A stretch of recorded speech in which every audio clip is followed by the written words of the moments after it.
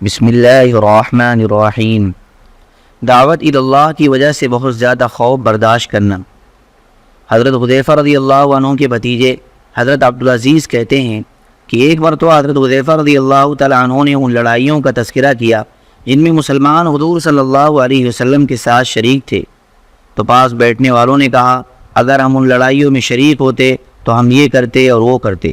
حضرت حذیفہ نے کہا اس کی تمنا نہ کرو، ہم نے اپنے آپ کو لیلۃ الاحزاب میں یعنی غزوہ خندق کے موقع پر اس حال میں دیکھا ہے کہ ہم لوگ صفے بنائے بیٹھے ہوئے تھے اور ابو سفیان اور اس کے ساتھ کے تمام گروہ مدینہ سے باہر ہمارے اوپر چڑھائی کیے ہوئے تھے، اور بنو قریظہ کے یہودی ہمارے نیچے مدینہ کے اندر تھے، جن سے ہمیں اپنے اہل و عیال کے بارے میں سخت خطرہ تھا کہ وہ ہمارے اہل و عیال کو اکیلے دیکھ کر مار نہ دیں۔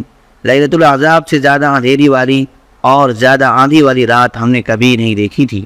اتنی تیز ہوا تھی کہ اس میں بجلی کی گرج کی طرح آواز آ رہی تھی، اور اندھیرا اتنا زیادہ تھا کہ کسی کو اپنے ہاتھ کی انگلی نظر نہ آتی تھی۔ منافق حضور صلی اللہ علیہ وسلم سے مدینہ جانے کی اجازت مانگنے لگے اور کہنے لگے ہمارے گھر کھلے پڑے ہیں، یعنی غیر محفوظ ہیں، حالانکہ وہ کھلے پڑے ہوئے نہیں تھے۔ آپ سے جو بھی اجازت مانگتا آپ اسے اجازت دے دیتے۔ اجازت ملنے پر وہ چپکے چپکے کھسکتے جا رہے تھے۔ ہماری تعداد تقریباً 300 تھی۔ حضور صلی اللہ علیہ وسلم ہم میں سے ایک ایک فرد کے پاس تشریف لائے، یہاں تک کہ آپ میرے پاس تشریف لائے، اور میرے پاس نہ دشمن سے بچنے کا کوئی سامان تھا اور نہ سردی سے بچنے کا، صرف میری بیوی کی ایک اونی چادر تھی جو مشکل سے میرے گھٹنے تک پہنچتی تھی، اس سے آگے نہیں جاتی تھی۔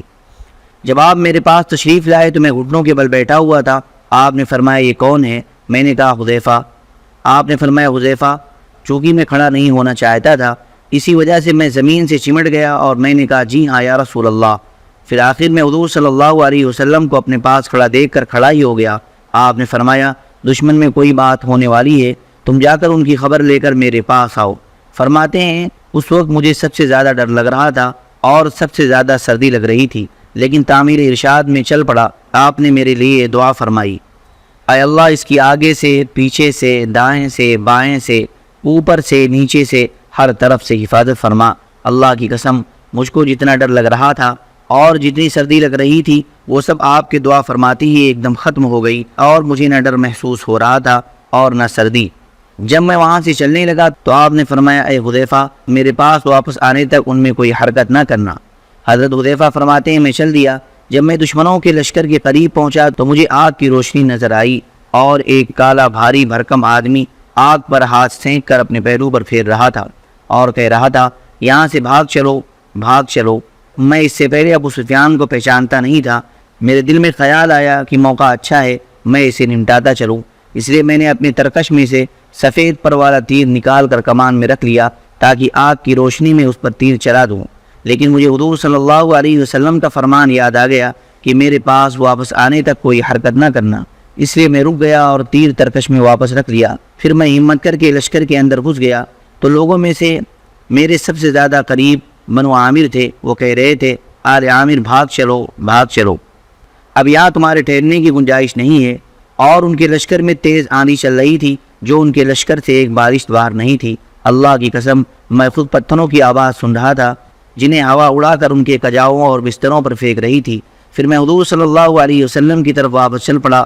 ابھی میں نے آدھا راستہ یا اس کے قریب طے کیا تھا کہ مجھے تقریباً 20 گھڑ سوار امامہ باندھے ہوئے ملے۔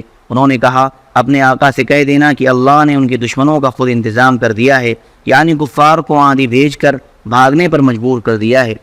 جب میں حضور صلی اللہ علیہ وسلم کی خدمت میں واپس پہنچا تو آپ ایک چھوٹی سی چادر اوڑھے ہوئے نماز پڑھ رہے تھے۔ اللہ کی قسم واپس پہنچتے ہی سردی بھی واپس آ گئی اور میں سردی کے مارے کانپنے لگا۔ حضور صلی اللہ علیہ وسلم نے نماز کی حالت میں میری طرف اشارہ فرمایا، میں آپ کے قریب چلا گیا۔ آپ نے چادر کا ایک کنارہ مجھ پر ڈال دیا۔ آپ کی یہ عادت شریفہ تھی کہ جب بھی کوئی گھبراہٹ کی بات پیش آتی تو آپ نماز کی طرف متوجہ ہو جایا کرتے تھے۔ میں نے نماز کے بعد آپ کو دشمنوں کی ساری بات سنائی اور میں نے آپ کو بتایا کہ میں انہیں اس حال میں چھوڑ کر آیا ہوں کہ وہ سب پوچھ کر رہے ہیں۔ اس پر اللہ تعالیٰ نے یہ آیتیں نازل فرمائیں، یا ایھا الذین آمنوا اذکروا نعمت اللہ علیکم اذ جاءتکم جنود فارسلنا علیہم ریحا وجنودا لم تروها سے لے کر وکفى اللہ المؤمنین القتال وکان اللہ قویا عزیزا تک۔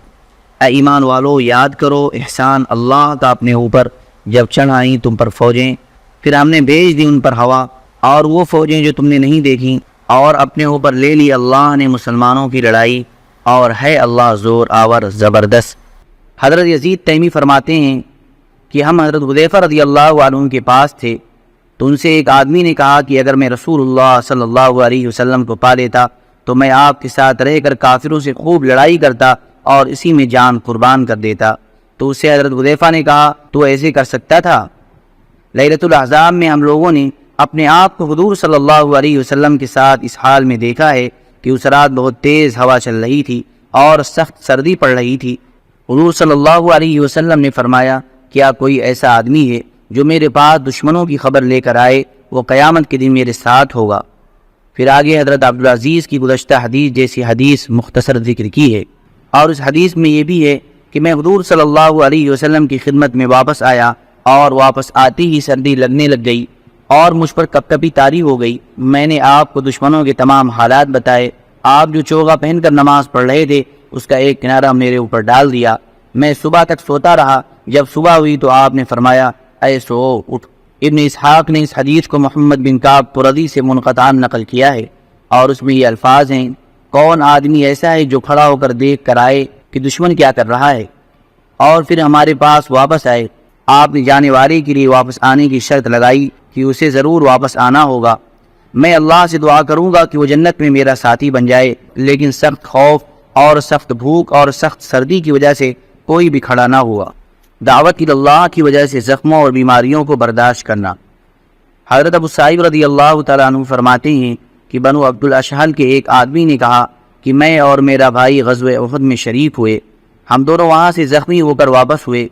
جب حضور صلی اللہ علیہ وسلم کے منادی نے دشمن کے تعاقب میں چلنے کا اعلان کیا تو میں نے اپنے بھائی سے کہا یا میرے بھائی نے مجھ سے کہا کہ ہم اس غزوے میں حضور صلی اللہ علیہ وسلم کے ساتھ جانے سے رہ جائیں گے؟ نہیں، بلکہ ضرور ساتھ جائیں گے۔ اللہ کی قسم ہمارے پاس سوار ہونے کے لیے کوئی سواری نہ تھی اور ہم دونوں بھائی بہت زیادہ زخمی اور بیمار تھے۔ بہرحال ہم دونوں حضور صلی اللہ علیہ وسلم کے ساتھ چل دیے۔ میں اپنے بھائی سے کم زخمی تھا۔ جب چلتے چلتے میرا بھائی ہمت ہار جاتا تو میں کچھ دیر کے لیے اسے اٹھا لیتا، پھر کچھ دیر وہ پیدل چلتا۔ ہم دونوں اس طرح چلتے رہے اور میں بھائی کو بار بار اٹھاتا رہا، یہاں تک کہ ہم بھی وہاں پہنچ گئے جہاں باقی مسلمان پہنچے تھے۔ ابن سعد نے واقعی سے اس طرح نقل کیا ہے کہ عبداللہ بن سہل رضی اللہ عنہ اور ان کے بھائی رافع بن سہل رضی اللہ عنہ دونوں زخمی حالت میں ایک دوسرے کو اٹھاتے ہوئے ہمراہ الاسد پہاڑی تک پہنچے اور ان دونوں کے پاس کوئی سواری نہ تھی۔ مرو سلمہ کے چند معمر اور بزرگ حضرات فرماتے ہیں کہ حضرت عمرو بن جموع رضی اللہ تعالیٰ عنہ بہت زیادہ لگڑے تھے اور ان کے شیر جیسے 4 جوان بیٹے تھے جو حضور صلی اللہ علیہ وسلم کے ساتھ تمام لڑائیوں میں شریک ہوتے۔ جب احد کا موقع آیا تو انہوں نے اپنے والد کو لڑائی کی شرکت سے روکنا چاہا اور کہا اللہ نے آپ کو معذور قرار دیا ہے۔ انہوں نے حضور صلی اللہ علیہ وسلم کی خدمت میں آ کر عرض کیا کہ میرے بیٹے مجھے اس لڑائی میں آپ کے ساتھ جانے سے روکنا چاہتے ہیں، اللہ کی قسم میں یہ چاہتا ہوں کہ میں اپنے لگنے پن کے ساتھ جنت میں چلوں پھروں۔ تو حضور صلی اللہ علیہ وسلم نے فرمایا اللہ نے تم کو معذور قرار دیا ہے، لہذا جہاد میں جانا تمہارے ذمے نہیں ہے۔ اور ان کے بیٹوں سے فرمایا تم ان کو جہاد میں جانے سے مت روکو، ہو سکتا ہے اللہ ان کو شہادت نصیب فرما دے۔ چنانچہ وہ غزوہ احد میں حضور صلی اللہ علیہ وسلم کے ساتھ شریک ہوئے اور شہادت کا مرتبہ پایا۔ حضرت ابو قتادہ رضی اللہ تعالیٰ عنہ جنگ احد میں شریک ہوئے تھے۔ وہ فرماتے ہیں کہ حضرت عمرو بن جموع رضی اللہ تعالیٰ عنہ نے حضور صلی اللہ علیہ وسلم کی خدمت میں آ کر عرض کیا یا رسول اللہ، آپ مجھے یہ بتائیں اگر میں اللہ کے راستے میں جہاد کرتا ہوا شہید ہو جاؤں تو یہ میرا لگنا پاؤں وہاں ٹھیک ہو جائے گا، اور کیا میں جنت میں اس پاؤں سے چل پھر سکوں گا؟ حضرت عمرو رضی اللہ تعالیٰ عنہ پاؤں سے لگڑے تھے۔